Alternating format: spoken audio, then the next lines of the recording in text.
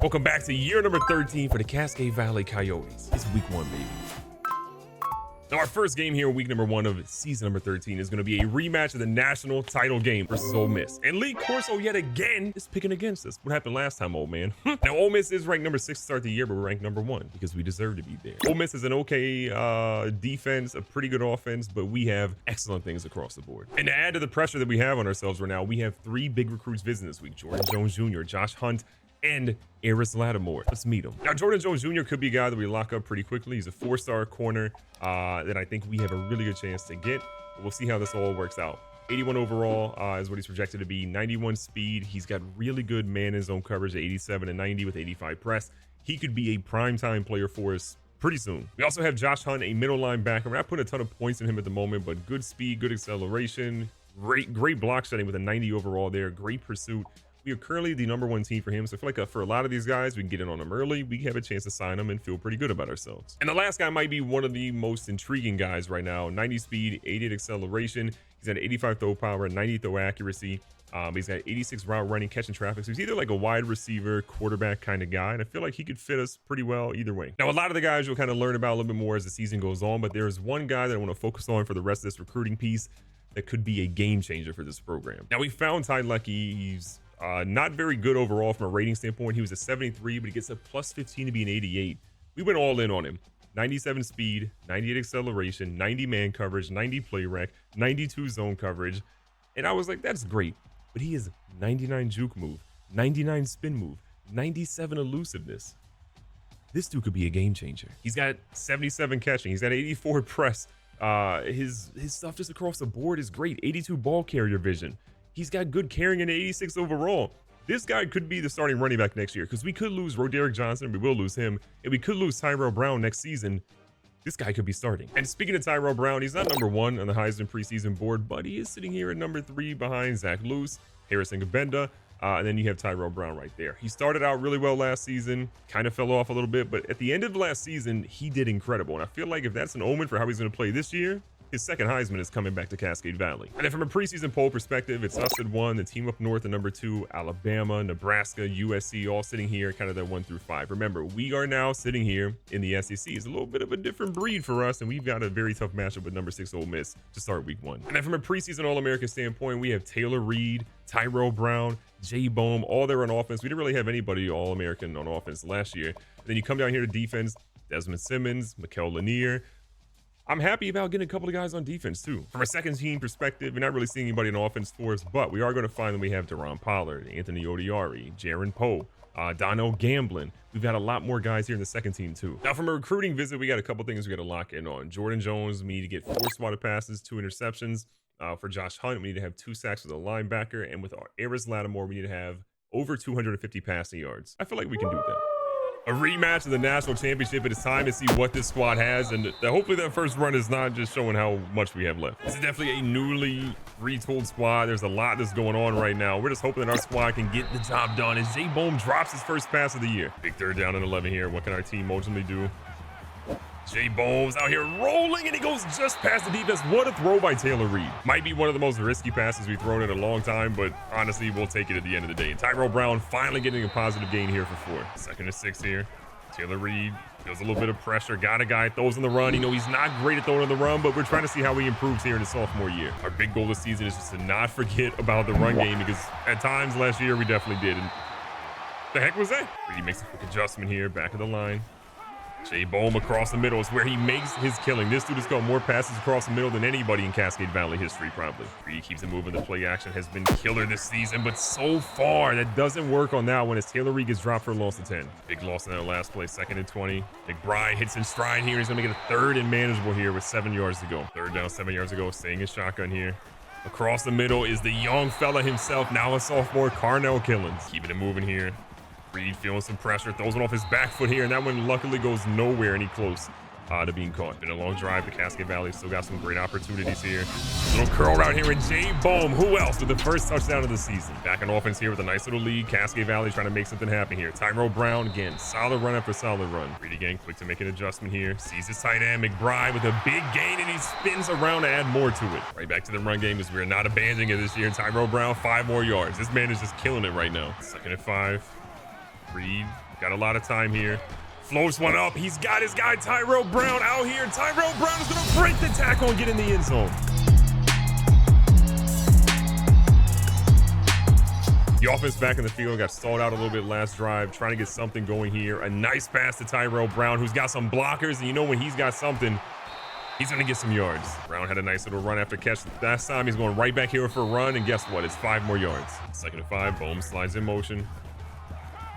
Right across the middle is a 50-50 ball that is luckily dropped by both guys. Reed has been fantastic, only about 5 or so incompletions this game. Some people maybe criticize him for throwing some hospital balls, if you remember the Jay Bone play from last season.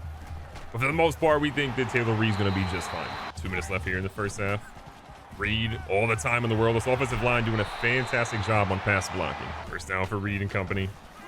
Killens finding a seam and gets obliterated, but he's down inside roughly the 5. Taylor Reed up for 248 passing yards already in the first half. Multiple touchdowns. He has just been almost perfect this entire game. And Tyrell Brown says, don't mind me. I got places to be and things to see. He's back in the end zone. Reed with a big opportunity.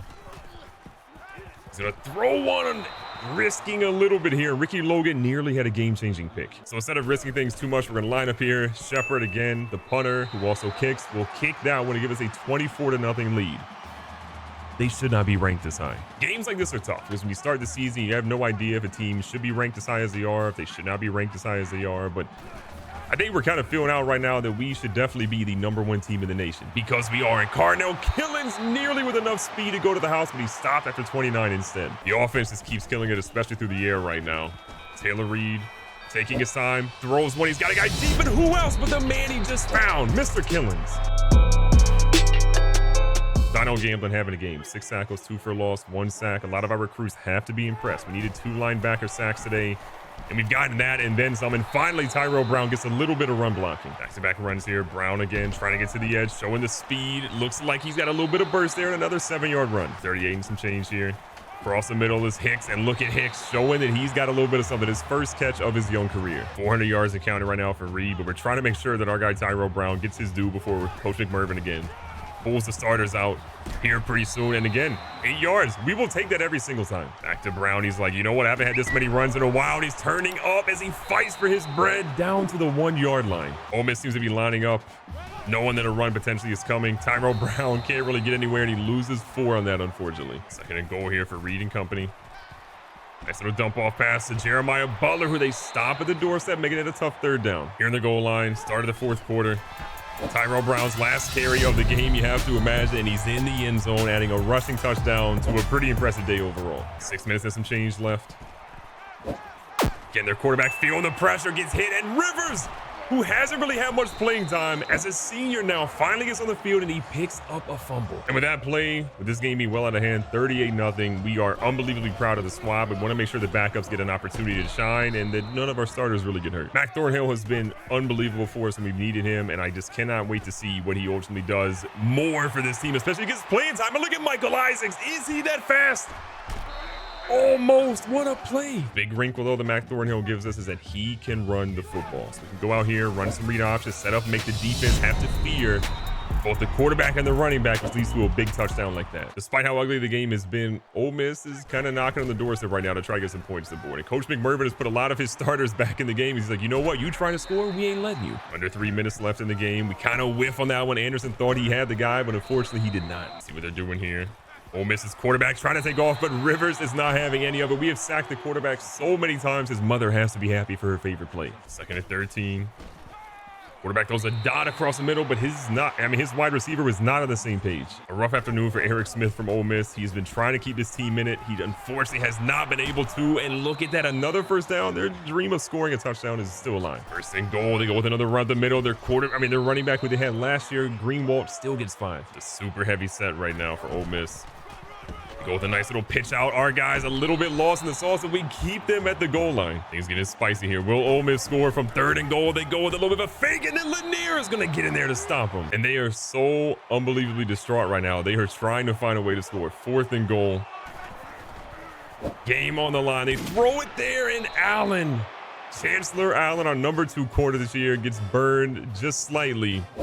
And Ole Miss is finally going to have some points. And we found out that it looks like Mac Thornhill might actually be hurt for a little bit. We don't really know the extent of it. We'll find out after the game when there's some x-rays, but Grant Cox is going to come into the game, and that's a little scary for us. It's not scary that Grant Cox is in the game. It's just scary that we don't have Mac Thornhill potentially for some period of time. I'm hoping it was just a single game injury, and it's nothing long lasting. We do get a good look at Demetrius Thompson here. He's going to get a nice little carry. See if he can get to the edge. He's fast, but again, he's got some work to do. He hasn't really had much game time. And just like that, Cascade Valley, they add one more for a 50 burger. So just like that, we face the number 6 team in the nation, and we quickly let everybody know they ain't about that life. Tyrell Brown, 76 yards, 2 touchdowns, 5 receptions, 90 yards, and a touchdown. Anytime he goes over 150 total yards, I am here for it. The Heisman race, whether it's him, whether it's Bohm, whether it's Taylor Reed, somebody in Cascade Valley is taking it home this year. Recapping the stats here, Taylor Reed, 23 of 30, 405, a touchdown. Grant Cox was a touchdown at the end of the game. Obviously, he's shown that he can get the job done. We know that he's got a little speed to him, but not having Mac Thornhill is very scary. We'll check out his injury later. We'll see what he ultimately has, but for now, we're scared. Tyrell Brown had a slow start in the run game. In the second half, he definitely picked it up. 19 for 76 and 2 touchdowns is great. Roderick Johnson always is great out there as well with a touchdown too. On the receiving side, Brown going for 90 yards is a pleasant surprise. Again, a new offensive coordinator, some different plays called. You can kind of see that he was putting the defense on their heels. Killens at 5 for 98 and a tutty. Bohm at 5 for 65 and a tutty. Whenever Jay Bohm has the 4th most receiving yards on your team in a game, and you put up 50 points, you got to be feeling pretty good about that, because Michael Isaacs, 2 for 100, didn't get in the end zone, but look at Shannon Hicks, the redshirt freshman, got out there, got a little PT, and ended up being in the end zone. And defensively, this is our first game without Christoph Houston ever, well, not ever, but in a long time, and it was kind of scary to see, but Donnell Gamblin looked incredible. 9 tackles for him, 3 for a loss, 2 sacks. Odiari was great coming back for his senior year. Lanier looked great out there as well today. From a sacks perspective, we got at the quarterback more than I think we have in a very long time. We had, 4, 5, 6, 7 total sacks. No interceptions, which, you always hate to see. But if we get to the quarterback this much, I'm here for it. A huge game to start the season, but we don't want to rest on our laurels. We have a much easier game next week, but we still have to make sure we land these recruits, we win our big games, and we do what we need to. Because again, we have never won 4 national titles consecutively. Has it ever been done? No one knows. We've won 3 twice. 3-peat is great. But you know what's better than a 3-peat? A 4-peat. And it might be coming soon. Be safe, be smart, tell somebody you love them. Catch you guys on the next one.